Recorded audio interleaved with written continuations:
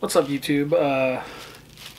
Got a package in the mail. I believe this is from one of the retro Facebook groups that I follow, that I'm part of.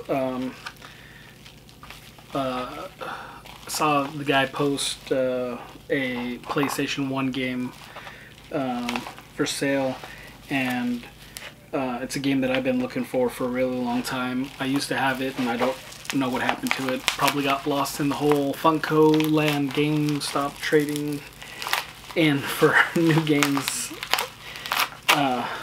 thing, which I'm not proud to say. You know, the peak of my gaming happened when I was in, middle school, high school.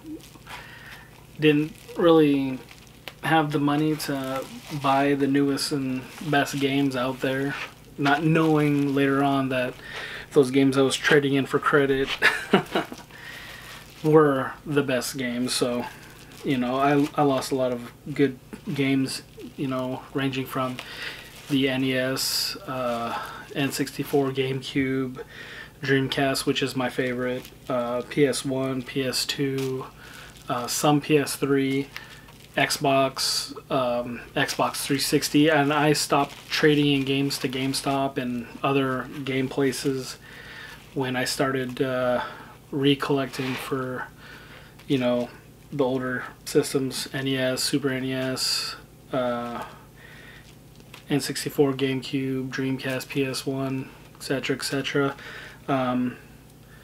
Oh yeah, I did trade in like pretty much all my Nintendo Wii games. I only kept a few of them, and I'm probably not going to rebuy those. They don't really have that nostalgia feel for me, because I was growing up when the Wii came out.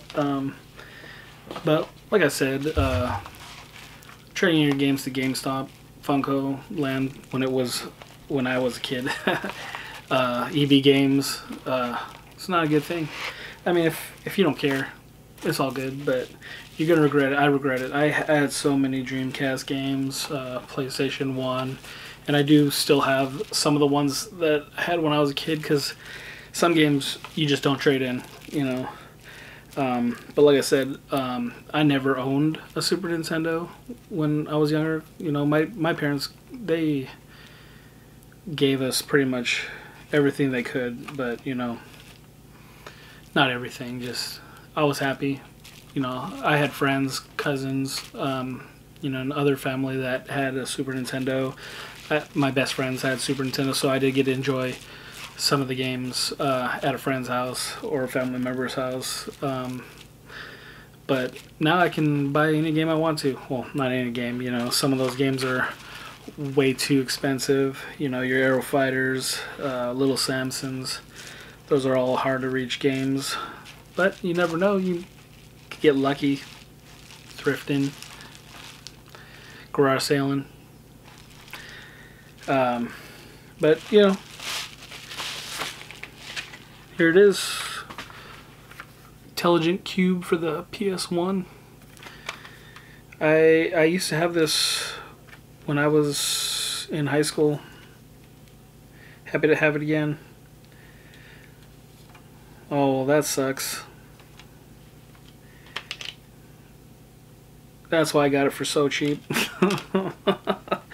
So, it's got a cover. It just doesn't have the rest of the manual. My fault for not asking. And it wasn't stated in the post that it was missing the manual.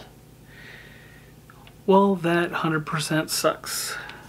But the game's here, and it is pretty scratched up, but hopefully it'll play. Still, happy to have it in my collection. And I got it for way, way cheaper than what it's going for, so it's not a big deal. Now I know why it was so cheap. Well, you learn something new every day. Always ask for pictures. Oh, I'm not too upset about that. I'll probably find a manual. They're not too hard to find. Other than that, the game is complete. No. It's got the cover, but not the rest, the manual. Well, that's upsetting.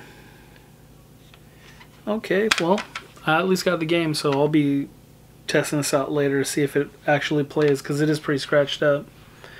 But, you know, it's whatever. Thank you for watching. See you in the next video. Bye.